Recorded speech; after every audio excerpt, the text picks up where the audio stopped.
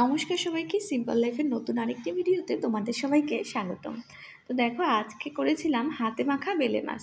আসলে বেলে মাছগুলো এতটাই নরম ছিল, একটুখানি পেট পচা ছিল।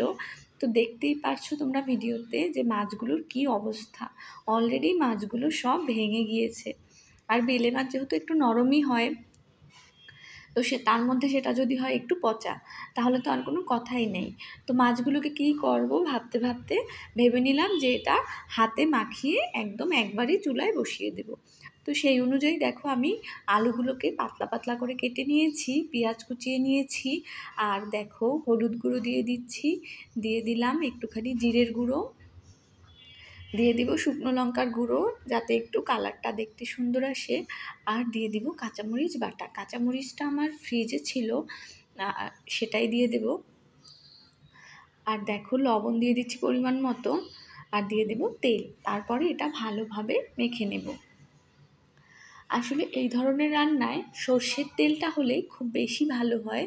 তো আমি আজকে সয়াবিন তেল দিয়েই রান্নাটা করব। আর ওই পাশে দেখো, আমি কিন্তু প্যানে তেল বসিয়ে দিয়েছি। অল্প তেল দিয়েছি প্যানে, জাস্ট ফোড়নটা দেওয়ার জন্য। আর কিন্তু বাদবাকি সব তেল আমি মাছেই দিয়েছি। মাছ মাখানোর মধ্যে একটু বেশি করে তেল দিতে হবে, তাহলে মাছটা খুব নরম মোলায়েম হবে এটা। আর মাখানোর উপরেই কিন্তু এর স্বাদ অনেকটাই ডিপেন্ড করে। তো দেখো, আমার যে ফ্রিজে মরিচ বাটা ছিল সেটা এখনও মেল্ট হয়নি। তো যাই হোক, এটা একটুখানি রেস্টে রেখে দিয়েছিলাম। আর এইদিকে তেলে তো আমি জিরে ফোড়নে দিয়ে দিয়েছিলাম। এবারে আমি মাখানো মাছটা কড়াইতে বসিয়ে দিয়েছি। তো হাতে মাখানোর পরে যে জলটা বের হয়েছে, সেই জলটা একটু টেনে যাওয়া পর্যন্ত অপেক্ষা করব। আসলে মাছগুলো এতটা নরম ছিল, এটা উল্টে দেওয়ার মতো কোনো অবস্থাতেই ছিল না। আমি একটু প্যানটা নাড়িয়ে চেষ্টা করছিলাম মাছটা উল্টে দেওয়ার জন্য, কিন্তু আসলে তাতেই মাছ দেখি যে ভেঙে যাচ্ছে। তো তাই আর আমি ওরকমভাবে উল্টে পাল্টে দেইনি। জাস্ট উপর থেকে জলটা টেনে যাওয়ার পরেই এর মধ্যে আমি পরিমাণ মতো জল দিয়ে দিয়েছি। এই ধরনের একটু নরম নরম মাছ আমাদের বরিশালে কলা পাতায় খোলায় দেয়।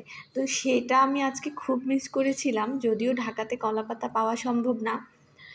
একটুখানি টমেটো হলে আরও ভালো হতো। টমেটো, আলু, ধনেপাতা সব দিয়ে কলাপাতায় একসাথে মাছটা বসিয়ে দেয়, আর সেটা কিন্তু খেতে দুর্দান্ত হয়।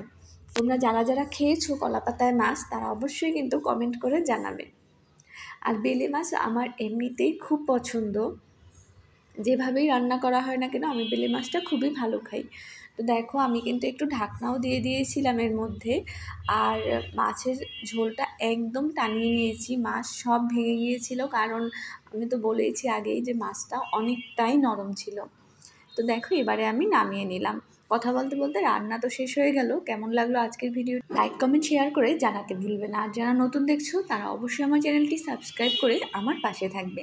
আজকের মতো বিদায় নেব, দেখা হবে নতুন ভিডিওতে। টাটা সবাইকে।